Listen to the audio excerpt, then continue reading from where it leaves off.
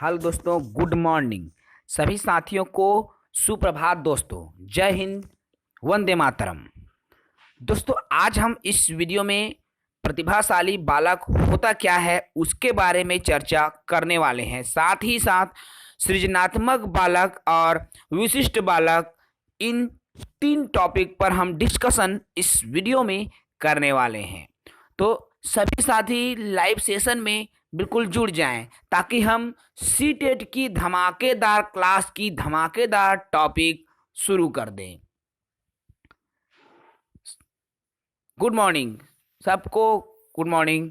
तो चलिए बिल्कुल देर न करें, अब हम सीधे वीडियो की शुरुआत करते हैं। तो देखिए दोस्तों, प्रतिभाशाली बालक, ठीक है। प्रतिभाशाली बालक होता क्या है? प्रतिभा आप सभी जानते हैं। प्रतिभा अर्थात क्या है? कोई भी टैलेंट, ठीक है। कोई भी टैलेंट, या हम ये कह सकते हैं कि किसी बालक में यदि कोई प्रतिभा है तो वह अन्य सामान्य बालकों की तुलना में उनका जो हाव भाव है, व्यवहार है, वो चीजें अलग हो जाती है, ठीक है। तो देखिए परिभाषा कहता क्या है, तो प्रतिभाशाली बालक ऐसे बालक जिसकी बुद्धि लब्धि 140 से ऊपर होती है, ठीक है। ऐसे बालक जिनकी बुद्धि लब्धि 140 से ऊपर होती है, इसे हमने बुद्धि लब्धि वाले चैप्टर में पढ़ लिया है, ठीक है। आप वहां जाकर देख सकते हैं। इसके जस्ट पहले वाले क्लास में आपको अर्थात बुद्धि लब्धि से जुड़ी जो टॉपिक है देखने को मिल जाएगा, ठीक है। तो 140 से ऊपर जिस बालक की बुद्धि होती है, बुद्धि लब्धि होती है, वह क्या है? प्रतिभाशाली बालक की श्रेणी में आता है। अर्थात दोस्तों हम यह कह सकते हैं कि उन बालकों की तुलना में किसी योग्यता में अधिक होती है। देखिए उनके जो हम उम्र बालक है, ठीक है, उनके हम उम्र बालकों की तुलना में ऐसे बालक की जो योग्यता है भिन्न होती है और अधिक होती है। तो यही बालक क्या है? हमारा प्रतिभाशाली बालक कहलाता है, ठीक है। समझ में आ रहा है साथियों? तो प्रतिभाशाली बालक क्या है? ऐसे बालक जिसकी बुद्धि लब्धि 140 से ऊपर रहेगी। साथ ही साथ उन बालकों में जो उनके हम उम्र बालक है उनकी तुलना में उनकी जो योग्यता है अधिक होती है, ठीक है। अब हम देखें प्रतिभाशाली बालक की क्या क्या विशेषताएं होती है। तो देखिए प्रतिभाशाली बालक की जो विशेषताएं हैं, तो यह क्या है? अपने निर्णय में आत्मनिर्भर होते हैं। आत्मनिर्भर अर्थात यह कोई भी डिसाइड करना है, कोई भी निर्णय लेना है तो किसी दूसरे से पूछने के बजाय स्वयं ही निर्णय लेने में सक्षम होते हैं, ठीक है। जैसे किसी बालक को इंजीनियर बनना है तो वह बनकर ही रहेगा। मान लो बचपन में ऐसे बालक जो ठान लेता है कि मुझे ये करना है या ये बनना है, ठीक है, तो वो बनकर ही रहेगा, क्योंकि ये अपने जो निर्णय है उसमें आत्मनिर्भर होते हैं, ठीक है। दूसरा पॉइंट है इसमें, देखिए इसमें आत्म क्षमता अधिक होती है। आत्म क्षमता कहने से क्या तात्पर्य है फ्रेंड्स? तो आत्म क्षमता, आत्म अर्थात स्वयं की जो क्षमता है, तो आत्म क्षमता स्वयं की इसमें जो क्षमता है बहुत अधिक होती है, ठीक है।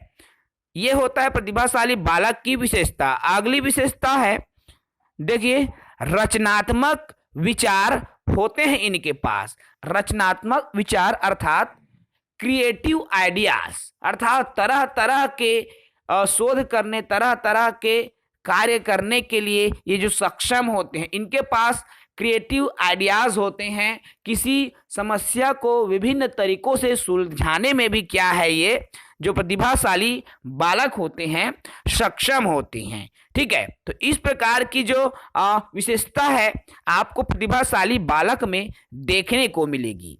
साथ ही साथ इनकी अन्य विशेषता क्या है? इसमें जिज्ञासा अधिक होती है, ठीक है।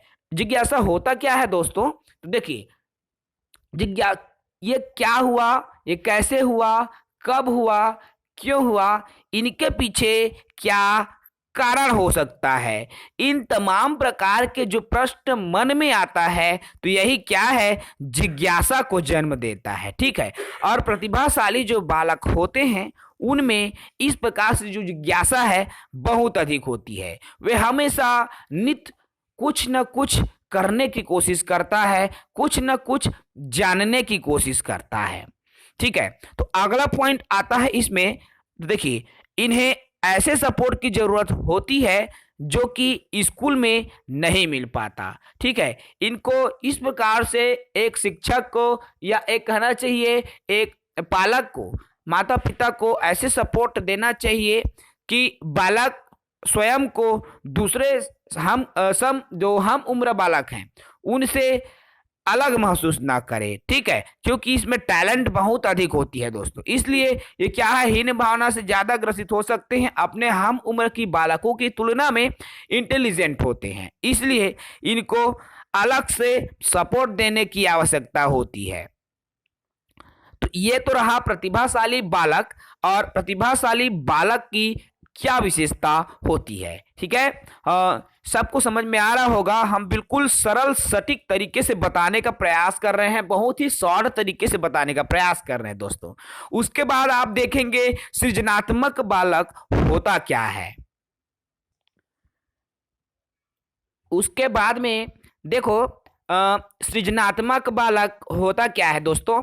तो सृजनात्मक अर्थात सृजन करना, कोई भी नई चीजें हम जब सृजन करते हैं, ठीक है, तो इस चीज से हम इस शब्द को, जो सृजन शब्द है, आप उसको समझने का प्रयास कीजिए।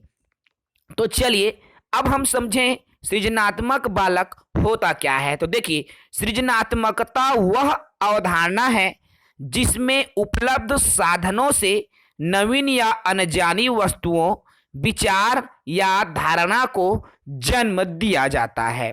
ठीक है, सृजनात्मकता सृजन करना अर्थात जन्म देना। ठीक है, सृजन नाम से ही स्पष्ट है दोस्तों। ठीक है, सृजन करना अर्थात जन्म देना।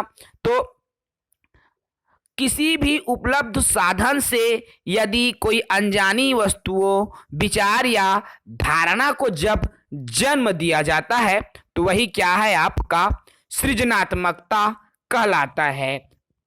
और ये जो गुण है जिन बालकों में होती है वही क्या है, आपका सृजनात्मक बालक कहलाता है। ठीक है, बहुत ही छोटी सी और सिंपल डेफिनेशन है सृजनात्मक बालक की, अर्थात कुछ न कुछ इसमें क्रिएटिविटीज रहती हैं, सृजन करने, कुछ नया करने की इनकी जो आदत है वही इसे क्या बनाता है, तो सृजनात्मक बनाता है दोस्तों। उसके बाद में अब हम देखें सृजनात्मक बालक की विशेषता। ठीक है, तो सृजनात्मक बालक की क्या विशेषताएं हैं, एक एक करके हम क्रम से इसको देखेंगे। तो देखिए पहले इसमें क्या है, अपसारी चिंतन।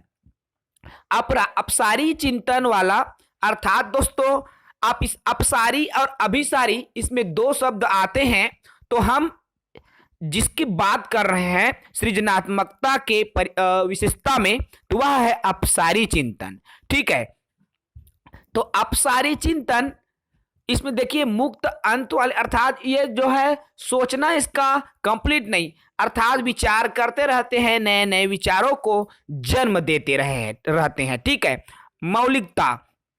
मौलिक गुण भी इनमें विद्यमान होता है। प्रवाह की जो योग्यता है सृजनात्मकता में रहती है। उपयोगिता, उत्पादकता, नए नए चीजों की उत्पादन करता है। नवीन ज्ञान की खोज, नए नए ज्ञान की खोज करने की जो टैलेंट है वह भी आपको सृजनात्मक बालक में देखने को मिलेगी। ठीक है, देखिए यहां से प्रश्न बनता कैसे है, तो सृजनात्मक बालक की विशेषता है। ठीक है, इनमें से दे देगा ए, बी, सी और डी।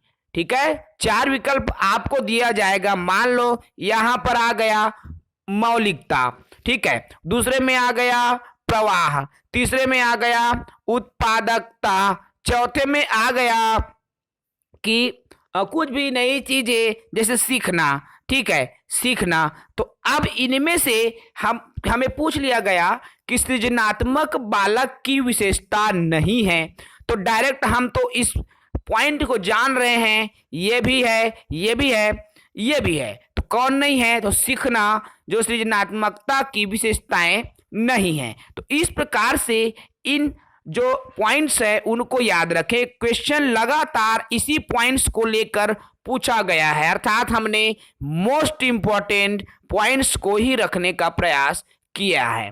देखिए, कोई भी टॉपिक जो मैं इस वीडियो के माध्यम से आपको पढ़ा रहा हूं, इस लाइव सेशन के माध्यम से आपको पढ़ा रहा हूं, बिल्कुल भी आप किसी भी टॉपिक को ना छोड़े, क्योंकि मैं देखा हूं बहुत सारे जो साथी हैं इंपॉर्टेंट जब टॉपिक बताया जाता है उससे भी इंपॉर्टेंट निकाल लेते हैं, ठीक है, लेकिन ये इंपॉर्टेंट हैं, इनसे और इंपॉर्टेंट आप निकालने की कोशिश बिल्कुल भी ना करें, क्योंकि यहां से क्वेश्चन आपका बनता ही है हर साल आपका, चाहे वो सीटेट की एग्जाम हो या शिक्षक भर्ती की परीक्षा हो, यहां से टॉपिक उठा के एग्जाम जो एग्जामिनर है पूछता ही है, ठीक है।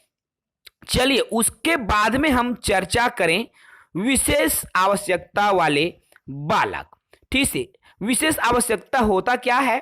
तो विशेष आवश्यकता, इनको कुछ विशेष प्रकार की जो आवश्यकता होती है, ऐसे जो बालक है क्या है आपका विशेष आवश्यकता वाले बालक कहते हैं।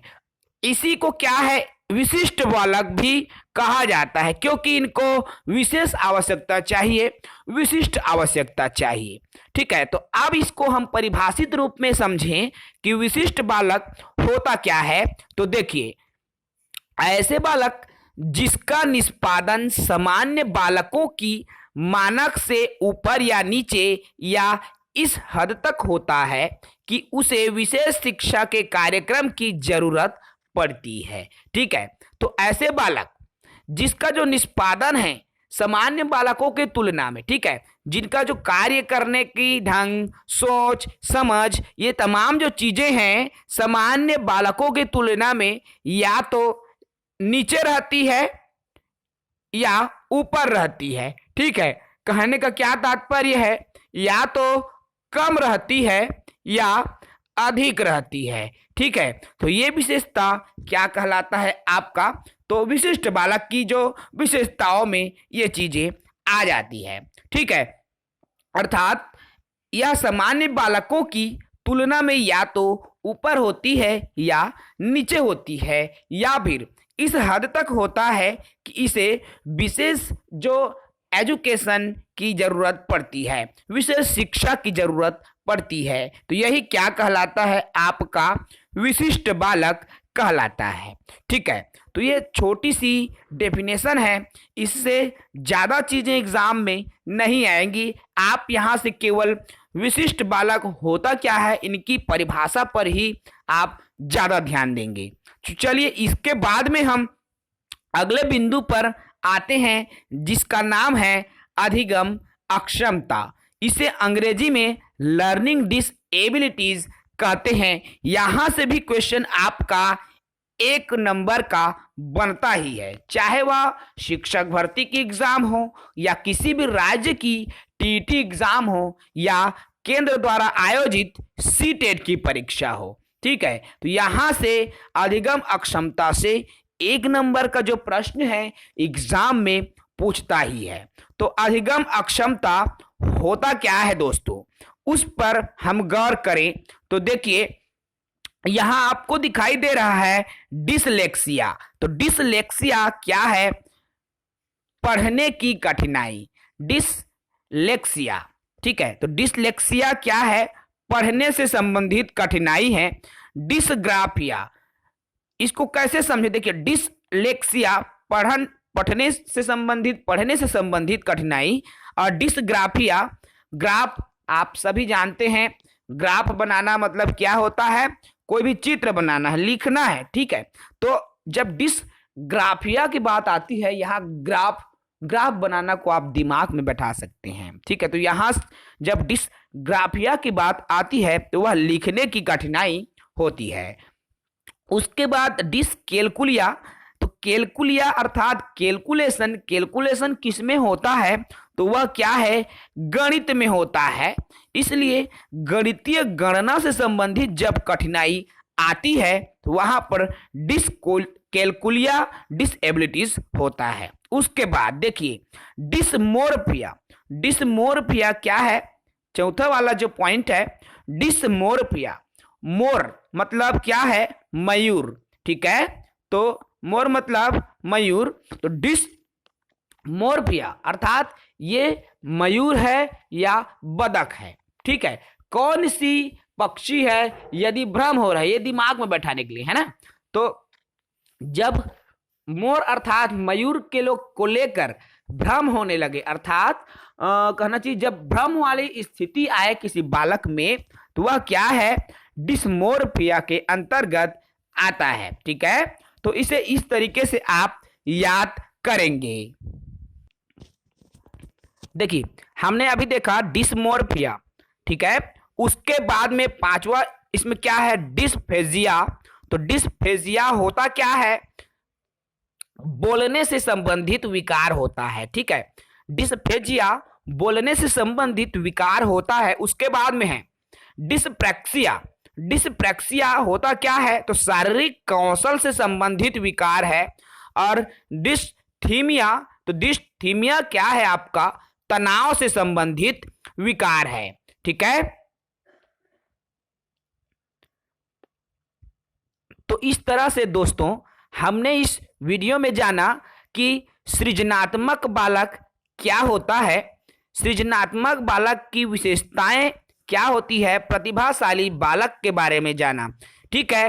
3-4 हमने बहुत ही इम्पोर्टेंट जो चैप्टर है उस पर विचार किए, उस पर चर्चा किए, ठीक है। अगले वीडियो में हम फिर एक बेहतरीन और मोस्ट इम्पॉर्टेंट टॉपिक के साथ में डिस्कस करेंगे। सभी साथियों को पुनः बहुत बहुत शुभकामनाएं। अच्छे से तैयारी कीजिए और सफल होइए। जय हिंद।